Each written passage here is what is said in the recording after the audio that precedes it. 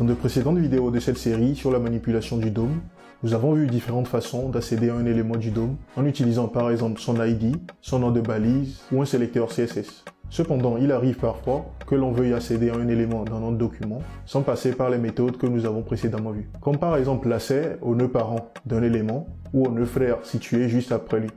Les méthodes que nous avons déjà vues sont des méthodes qui se basent soit sur des sélecteurs, soit sur des noms de balises, soit sur des noms d'attributs. Bref, ce sont des méthodes qui ne répondent pas aux besoins que nous venons de décrire. Et pour répondre efficacement à ce besoin, il faut savoir comment naviguer entre les nœuds. Et c'est ce que nous verrons dans cette vidéo.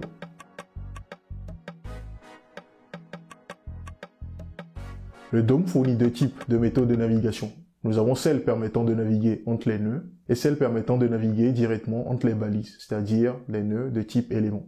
Pour vous donner une idée de cela, nous avons ici une structure de page simple où nous avons un élément qui contient un nœud de commentaire, un nœud de type element, dans ce cas une balise, et un nœud de type test. Nous allons donc utiliser l'une des méthodes fournies par le DOM pour pouvoir afficher les éléments enfants de cet élément qui est identifié ici par son ID parent. Donc si je retourne dans la partie JavaScript, c'est-à-dire sur cette page, nous avons cette page qui se présente comme suit. Donc il s'agit de la page dont nous venons de voir le code. Donc nous avons simplement, si je reviens sur la page, une page HTML qui est constituée d'un élément possédant un ID qui est parent dans ce cas. Donc nous venons de dire que le DOM fournit deux types de méthodes. Donc nous allons voir ces deux types de méthodes pour juste avoir une idée de ce que je veux dire par là.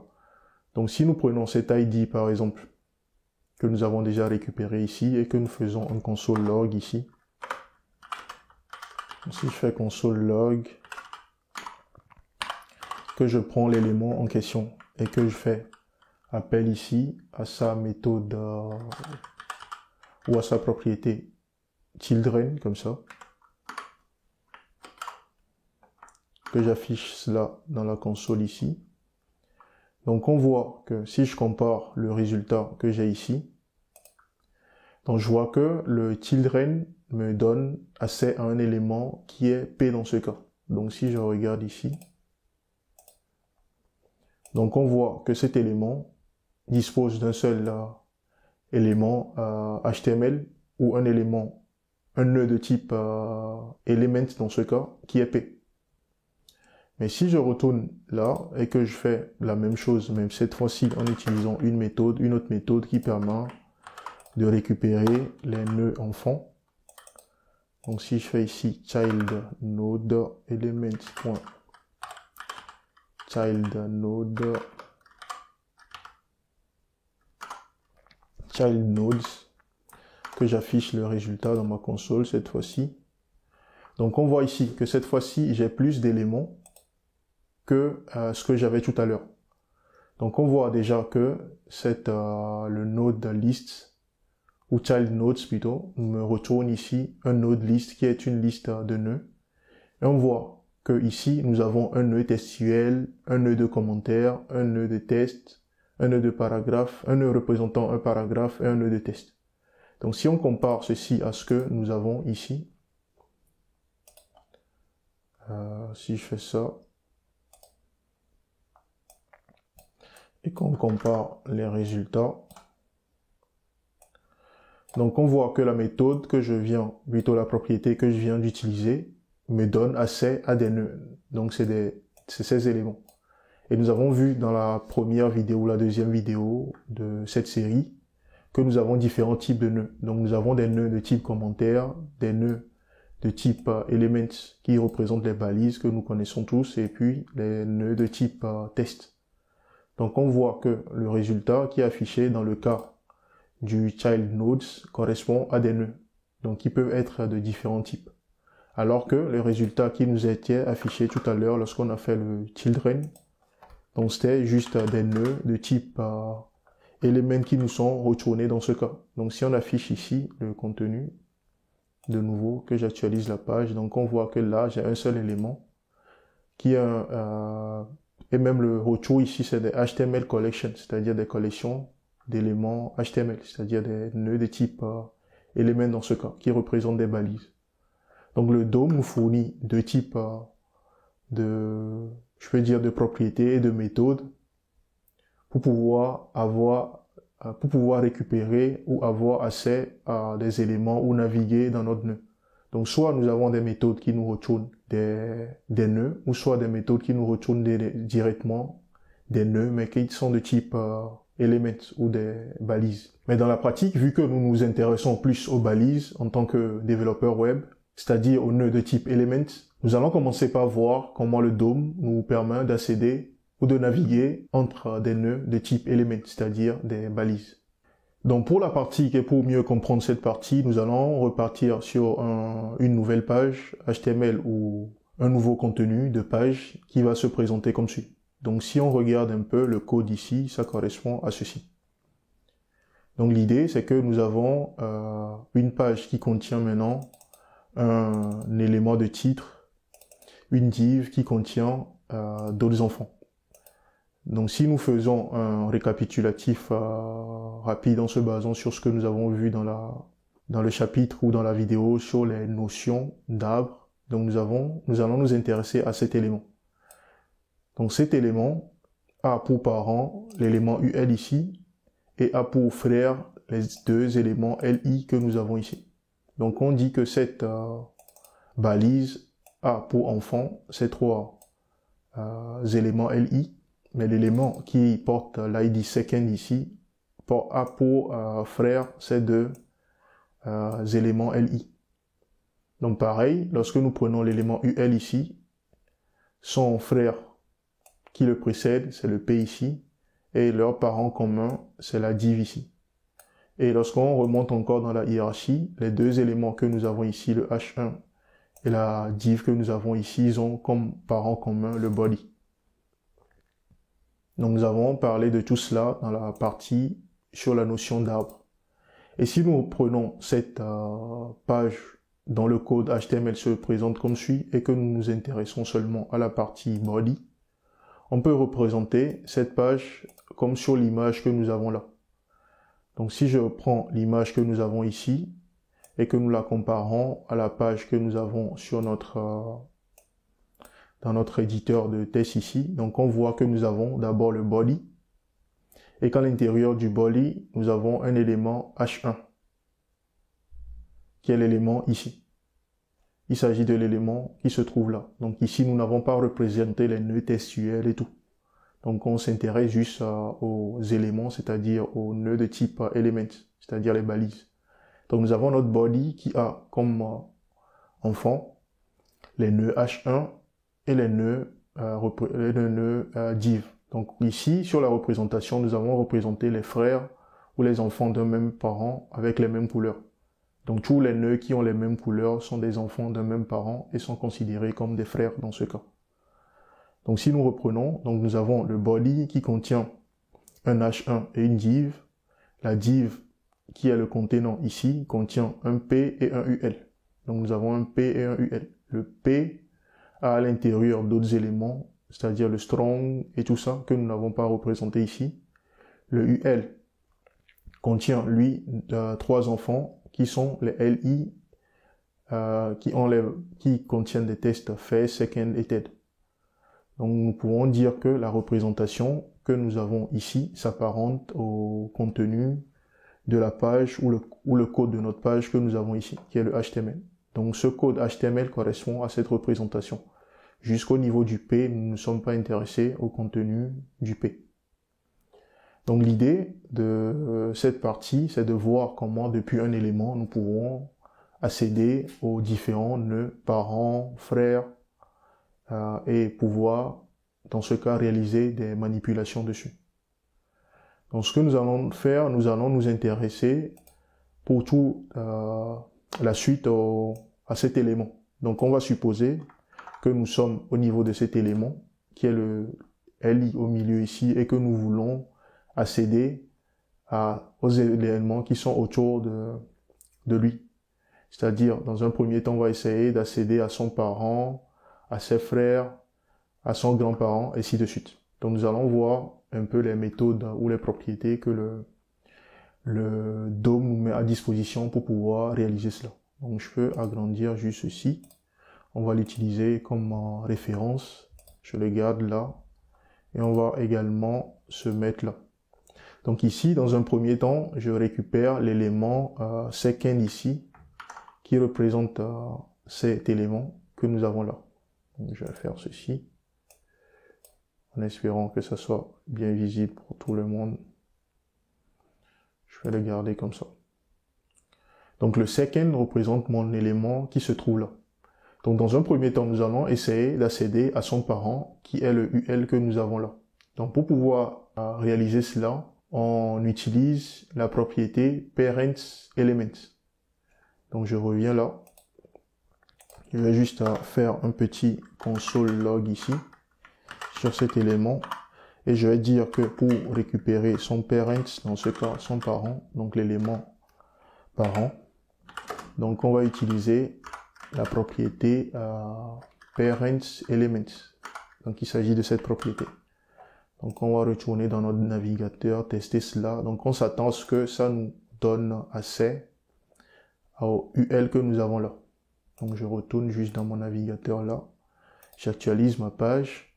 Donc lorsque je survole le parent, on voit bien que cela me donne accès au UL qui contient ces différents éléments. Donc on était ici et on a fait la sélection pour récupérer son parent. Donc c'est de cette façon qu'on peut récupérer un parent à partir d'un enfant. Donc la deuxième chose que nous allons voir, c'est de voir comment récupérer les nœuds enfants d'un nœud parent. Donc il faut se mettre au niveau d'un parent, comme le UL par exemple, et essayer de récupérer ses enfants. Donc nous allons revenir ici. Supposons dans ce cas que je prenne juste le contenant ici. Donc il s'agit de l'élément se trouvant ici. Donc nous allons essayer de récupérer ces éléments enfants. Donc ça veut dire que ces éléments enfants directs seront le P et le UL qui se trouvent ici. Donc on va essayer de les afficher en utilisant une boucle par exemple. Donc nous allons ici d'abord récupérer l'élément. Donc je vais faire une copie de ceci, de cette ligne de code.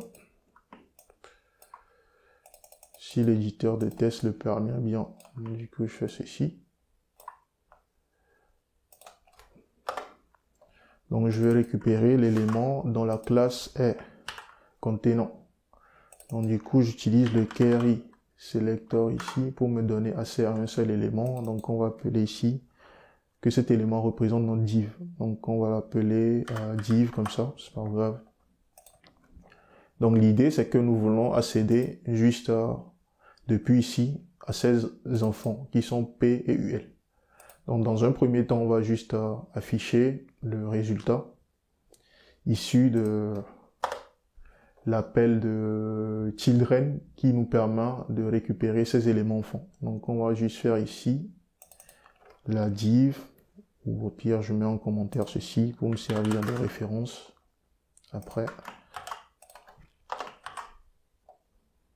Donc je vais juste dire ici que c'est children, donc ces enfants. Donc on met ici children, vu que nous voulons récupérer ces enfants. On va voir ce que ça donne. Donc ici on s'attend à voir un tableau qui va contenir ces deux éléments. Donc on retourne dans notre navigateur. J'actualise ma page. Donc là j'ai un HTML collection. Et là le contenu est vide, il ne contient aucun élément. Ok, on va voir pourquoi. Je suis au niveau du conteneur ici, donc j'ai cette classe qui est utilisée. Ok, du coup j'ai utilisé la mauvaise référence, raison pour laquelle j'ai le message, je n'ai rien. Du coup je reviens là, j'actualise ma page et là on voit maintenant que dans ma collection, c'est-à-dire dans mon tableau d'éléments, j'ai le P et le UL. Donc les éléments qu'on s'attendait à récupérer. Donc on a récupéré le P ici et le UL. Donc ce qui se fait généralement dans la pratique, il se peut que nous voulions parcourir cette liste pour récupérer et afficher les éléments un à un. Donc on peut le faire en utilisant une boucle malgré que cet élément, la valeur retournée n'est pas un tableau, on peut quand même réaliser une boucle sur cet élément pour ce tableau pour afficher les différents éléments et les lister. Donc du coup, on peut faire cela. Donc il suffit de mettre en place une boucle ici. Donc on va faire un for, une boucle for. Donc je prends juste le for off ici. Donc on va dire que on va itérer et chaque élément va représenter pour nous un enfant. Donc je vais dire ici, pour chaque élément enfant de cette div, nous voulons afficher des détails sur l'enfant. Donc je vais juste mettre en commentaire ceci et afficher juste l'enfant en question. Donc je fais un console log ici. Je mets l'affichage de l'enfant ici. Donc on va voir ce que ça donne. Je retourne dans mon navigateur, j'actualise la page. Donc on voit que j'ai le premier élément, j'ai le second élément. Donc le premier élément représente mon P, le second élément représente mon UL dans l'ordre d'apparition dans la page. Et si on ouvre ça, on voit que nous avons bien la représentation HTML de l'élément en question. Nous allons maintenant voir comment accéder au premier élément enfant d'un élément parent. Donc dans notre cas, si on se réfère à ce que nous avons ici, donc supposons que nous sommes au niveau, je vais reprendre cet élément, le UL, donc supposons que nous sommes au niveau de cet élément UL et que nous souhaitons accéder à son premier enfant qui est fait ici et récupérer par exemple son test. Donc pour réaliser cela, on utilise la propriété FirstElementChild. Donc on va voir à quoi cela ressemble. Donc ici, je récupère d'abord mon élément UL. Donc je vais nommer ça ici UL, le query selector dans ce cas c'est UL, le premier UL sur la page. Donc supposons que nous voulons récupérer juste le premier élément, donc ça on peut le garder comme référence, donc je mets ça en commentaire. Donc il me suffit de faire ici console.log, donc je prends mon élément UL et je fais first child, non pas first child mais first element child. Donc je fais le save, je retourne dans mon navigateur, j'actualise la page, donc je m'attends à avoir cet élément first. Donc si on survole l'élément, on voit que c'est bien notre élément et je peux généralement c'est qu'on récupère les éléments pour récupérer leur contenu textuel. Donc si je fais ça, je m'attends à avoir le first dans ma console. Donc je fais ceci, donc on a le first. Donc si je veux récupérer le dernier élément, donc je peux utiliser à la place du first child, il suffit de remplacer le first par last ici, pour dire que c'est le dernier. Donc du coup, last element child. Je fais le save. Donc je m'attends à avoir TED qui est affiché dans ma console dans ce cas. Je retourne là, j'actualise. Donc j'ai TED qui est affiché.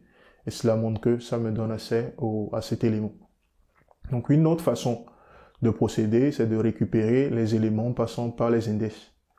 Donc dans ce cas, au lieu de faire ici first child et puis last, au lieu de faire last element child et first element child, on peut procéder autrement en passant par l'index, mais on aura le même résultat. Donc il me suffit de faire ceci. Donc je prends mon UL. Donc je récupère d'abord ces enfants, donc je fais children et je récupère le premier élément. Donc ça veut dire que ça va me donner accès au first qui est ici. Donc du coup, si je veux récupérer son test, je fais .testContent. Donc je m'attends à avoir le même résultat que lorsque je fais first element child. Donc je retourne là, j'actualise la page. Donc du coup, j'ai le first ici. Et si je veux récupérer le dernier élément, il suffit que je fasse la même chose, mais en remplaçant l'index par le dernier index du tableau. Donc pour pouvoir récupérer le dernier index du tableau, dans mon cas, je dois soit transformer le children ici, qui n'est pas un vrai tableau, en un tableau avant de le faire. Mais dans notre cas, vu que nous connaissons explicitement le dernier index du tableau, donc on peut utiliser cet index. Donc ça fait 0, 1, 2. Donc on peut mettre simplement ici 2 pour récupérer le dernier élément et récupérer son test. Donc ça va nous donner le même résultat que ce qu'on avait eu à cette ligne, c'est-à-dire la valeur tête dans ce cas. Donc je vais faire ici le save, je retourne dans mon navigateur et j'actualise ma page. Donc on a le TED qui est bien là. Donc nous venons de voir comment accéder aux parents et comment accéder aux enfants et comment accéder au premier et au dernier enfant d'un parent. Nous allons maintenant voir comment accéder aux voisins ou aux frères d'un nœud. Donc ce qu'on attend par frère ou voisin, c'est que lorsque je suis là par exemple, tous ces nœuds sont des nœuds frères. Donc si je suis ici, je peux accéder aux frères précédents ou aux frères suivants, ce qu'on appelle des siblings dans le langage ou dans le jargon des arbres. Ce qu'il faut savoir déjà, vu que c'est des siblings, le précédent est appelé previous, le suivant est appelé next. Donc vu que nous voulons récupérer des éléments, on va se dire ici que ça représente notre previous element sibling et ça représente notre next element sibling. Donc c'est les noms des propriétés que nous allons utiliser ici pour récupérer les valeurs. Donc je peux me mettre juste là. Et là nous allons essayer de faire le travail ou la récupération depuis cet élément. Donc il faut récupérer d'abord l'élément en question, donc c'est le second ici. Donc il s'agit de element. Donc on va faire un affichage ici.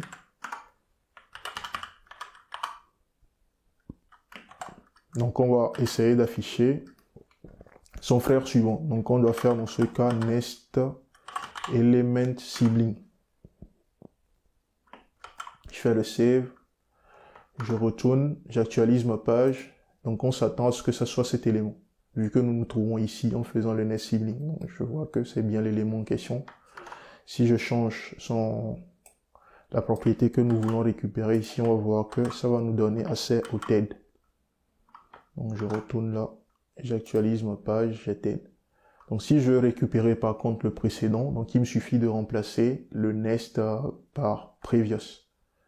Donc je retourne ici, je remplace mon next ici par previous. Donc je fais previous, je fais mon save, je retourne et je m'attends à avoir fait ici. Donc j'ai effectivement le fait ici. Donc nous pouvons, par exemple, dans le cas où nous voulons récupérer, supposons que nous sommes ici, c'est-à-dire au niveau du second, on va revenir là. Donc supposons que nous sommes ici et que nous voulons récupérer soit la div ici, soit le body. Donc pour récupérer la div, il nous suffit de faire parent element de ceci, de cet élément, et de faire encore point parent element de cet élément. Donc ça veut dire que nous serons ici, nous allons récupérer son parent et récupérer encore son parent. Donc on va essayer de faire ça. Donc essayons de récupérer l'élément div depuis cet élément. Donc nous sommes déjà au niveau de l'élément en question. Donc on peut juste faire ici element point. Donc on fera dans un premier temps, je mets ceci en commentaire. Donc pour réaliser cela, on se met d'abord au niveau de l'élément en question. On essaie d'abord d'accéder à son parent qui sera l'UL dans ce cas. Donc on va juste faire ici point parent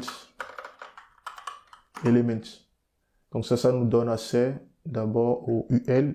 Ensuite on fait encore point parent element. Et ça va nous donner accès au parent du UL qui va représenter la div dans ce cas. Donc je fais save. Je retourne là dans mon navigateur. J'actualise la page. Donc je vois bien que j'ai la div qui est récupérée. Donc si on se réfère à l'image que nous avons ici, donc il s'agit de cette div. Donc si je fais encore point parent element, donc ça va me donner accès au body. Donc on va tester cela. Donc je retourne ici, je fais encore .parentElements. Donc je m'attends à ce que ça me donne accès à la div. Donc je reviens là, j'actualise ma page, non plutôt body, puisque cette div que nous avons ici, son parent c'est le body.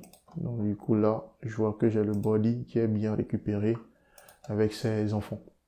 Donc nous venons de voir comment récupérer ou des nœuds de type élément, c'est-à-dire des balises, ou comment naviguer entre différents nœuds de type élément. Mais comme je le disais au début de cette vidéo, le DOM nous fournit également des méthodes pour pouvoir naviguer entre des nœuds plutôt que de naviguer entre des balises.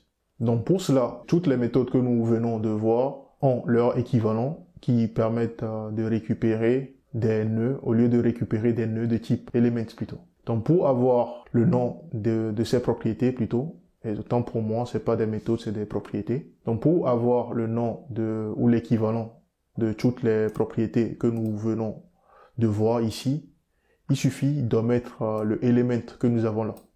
Par exemple, lorsque nous voulons récupérer l'élément, le parent, supposons que je prenne un élément ici. Je vais prendre le cas des siblings. Donc du coup, supposons que je prenne l'élément UL ici. Non, je vais prendre plutôt cet élément, l'élément comme ça. Donc nous avons vu, par exemple tout à l'heure, que pour pouvoir récupérer, si je fais un console log ici, pour pouvoir récupérer son élément suivant, qui est une balise, il fallait faire nest element sibling comme ça. Donc si par contre nous voulons récupérer, si c'est qu'il y avait un nœud de type test, par exemple ici, supposons que j'ajoute un nœud de commentaire ici, donc je mets ici comments par exemple. Donc on refait le test. Donc lorsque je fais nest element sibling, je m'attends à récupérer cet élément, l'élément qui a le TED. Pourquoi? Parce que la méthode nest element sibling me retourne un nœud de type élément, c'est-à-dire une balise. Donc si je refais le test ici, on s'attend à récupérer cet élément. Donc on voit que c'est l'élément en question. Mais pour pouvoir récupérer le nœud, il nous suffit d'omettre le element ici, donc nest sibling. Et dans ce cas, vu que cette méthode, cette propriété nous retourne un élément de type nœud, donc du coup, ça veut dire que ceci va nous retourner le nœud commentaire que nous avons là. Donc on va voir ce que ça donne dans le navigateur. Je viens là, j'actualise ma page. Donc je vois que ici, j'ai un nœud qui m'est récupéré. Donc si je survole ça, donc ce nœud n'est pas accessible, mais en réalité, il s'agit du nœud commentaire que nous avons mis juste là. Donc si on remplace ceci par du test par exemple, supposons que je mette ici test, que j'actualise ma page, donc on voit qu'il me récupère le nœud de test en question. Alors que si je change ici, que je reviens à mon nest element sibling, que j'actualise la page, donc on voit que là, il me récupère un nœud de type élément. Donc pour récupérer avoir accès aux nœuds, donc on utilise les mêmes noms, mais en mettant juste les éléments. Donc si je veux récupérer le previous, je mets previous ici. Donc pareil pour donc ça c'est pour les siblings. Donc la particularité au niveau des méthodes de récupération des nœuds, ça se trouve plus au niveau du children. C'est-à-dire que lorsque nous avons pris, par exemple, lorsque nous prenons par exemple l'UL ici, et que nous voulons récupérer les nœuds de type élément, c'est-à-dire les balises, on avait fait children comme ça. Children comme ça. Donc, du coup, ça va nous donner accès à ces éléments que nous avons là. Mais lorsque nous voulons récupérer des nœuds, simplement au cas où il y aurait des nœuds de test à l'intérieur, donc on va utiliser ici child nodes au lieu d'utiliser children, on va utiliser child nodes pour dire que nous voulons récupérer les nœuds enfants. Et lorsque nous allons revenir ici actualiser la page, nous allons remarquer ici qu'on aura plus d'éléments parce que à l'intérieur de cet élément, nous avons également des nœuds de type test. Donc du coup, on aura ici 4 éléments au lieu d'avoir juste 3 éléments comme nous l'avons actuellement. Donc je fais un save ici. Je retourne, j'actualise ma page. Donc je m'attends à avoir plus d'éléments. Ok, là, donc j'ai plus d'éléments. Pourquoi? Parce qu'il y a également les tests à l'intérieur et tout. Donc vous aurez compris, c'est que là, je récupère des nœuds de type test en plus des nœuds de type élément. Et vu que les espaces sont considérés ici comme étant également des nœuds, donc du coup, c'est ce qui explique que j'ai plus d'éléments que ce à quoi je m'attendais. Donc j'ai par exemple des tests ici qui représentent des espaces vides autour de mes balises. Donc voilà de façon générale ce que j'avais à partager avec vous dans cette vidéo, dont l'objectif était de vous montrer comment naviguer dans la hiérarchie des nœuds. Donc comment quitter d'un élément et parcourir la hiérarchie. Donc ce qu'il faut retenir principalement, c'est qu'il y a 2 types de propriétés pour récupérer ou pour naviguer dans la hiérarchie. Donc soit on utilise des propriétés qui permettent de se récupérer des nœuds de façon générale. Dans ce cas, le retour serait un nœud qui est soit de type element, soit de type test, soit de type comment. Alors que si on utilise les deuxièmes propriétés qui permettent de récupérer juste des nœuds de type element, c'est-à-dire des balises, donc on aura dans ce cas juste des éléments de type element qui nous seront récupérés.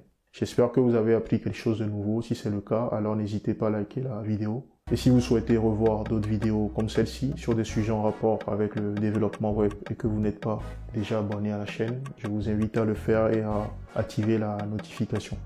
D'ici là, portez-vous bien.